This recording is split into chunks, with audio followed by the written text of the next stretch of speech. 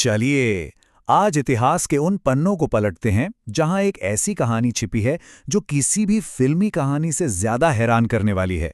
ये कहानी है साधारण लोगों के असाधारण जज्बे की। ये कहानी है ऑपरेशन जैकपॉट की। कहानी की शुरुआत होती है एक सवाल से, एक ऐसे राज से जिसने सब कुछ चौंका दिया था। बात है बांग्लादेश मुक्ति संग्राम की। 15 अगस्त 1971 की रात। सब कुछ शांत था, पर यह तूफान से पहले की खामोशी थी। और फिर ठीक आधी रात के बाद चटगांव के सबसे सुरक्षित माने जाने वाले बंदरगाह पर एक के बाद एक धमाके होने लगते हैं।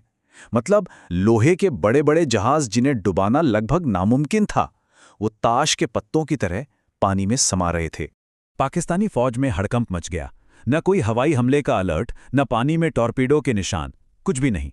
उन्होंने आसमान में गोलियां चलाईं, पानी खंगाला, पर दुश्मन कहीं नहीं था। तो सवाल ये था कि आखिर ये कर कौन रहा था? ये अदृश्य दुश्मन, वो कोई ट्रेन्ड सैनिक नहीं थे, वो थे आम लोग। और ये समझने के लिए कि उनमें इतनी हिम्मत और इतना जज्बा कहाँ से आया, हमें 5 महीने पीछे चलना होगा, उस घटना पर जिसने उनके दिलों में बदले की ये आग जलाई थी। ये थी वो चिंगारी, ऑपरेशन सर्चलाइट। ये सिर्फ एक मिलिट्री ऑपरेशन नहीं था, ये एक नरसंहार था। जब पाकिस्तानी सेना ने अपने ही बंगाली नागरिकों पर जुल्म ढाए तो उन्होंने सिर्फ जानें नहीं लीं, उन्होंने आम किसानों और छात्रों को एक ऐसी लड़ाकू पीढ़ी में बदल दिया जिनके पास अब खोने को कुछ नहीं बचा था। अब देखिए, किसी भी जंग में सप्लाई लाइन सब कुछ होती है, और पाकिस्तानी सेना की जीवन रेखा थी समंदर। सारा गोला बारूद, खाना, ईंधन सब वहीं से आता था। तो भारतीय सैन्य इंटेलिजेंस ने एक ऐसा प्लान बनाया जो सुनने में ही पागलपन लगता था।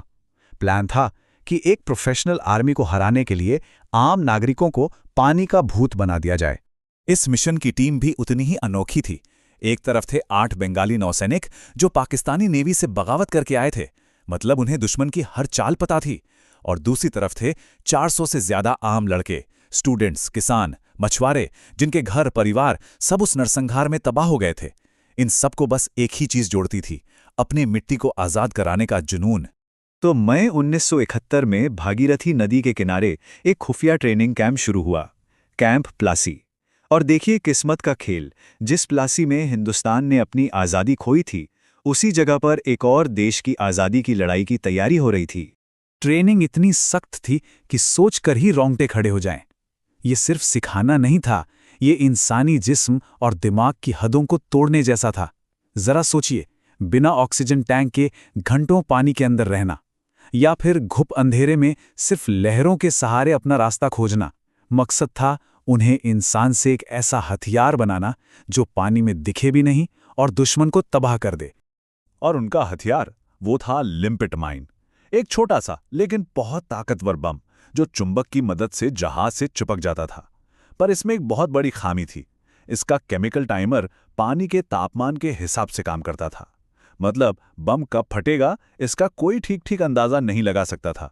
एक गलती और कमांडो खुद ही अपने बम का शिकार हो सकता था। मिशन का हर एक कदम मौत से खेलने जैसा था। अंधेरे में तैरकर दुश्मन के जहाज तक पहुंचना, फिर पानी के नीचे उसकी बॉडी से काई साफ करना ताकि चुंबक चिपट सके, बम लगाना, पिन खींचना और फिर तेजी से वहां से निकलना। सब कुछ किस्मत और हिम्मत के भरोसे था। अगर टाइमर ने धोखा दे दिया तो बचने का कोई दूसरा मौका नहीं था। तो ट्रेनिंग के बाद इन कमांडोज को छोटे छोटे ग्रुप्स में 4 बंदरगाहों के पास भेज दिया गया। अब वो सब छिपकर सिर्फ एक चीज का इंतजार कर रहे थे, हमले के सिग्नल का। लेकिन तब कोई वॉकी टॉकी तो थे नहीं, तो सिग्नल भेजा कैसे जाए ताकि किसी को कानो कान खबर भी न हो।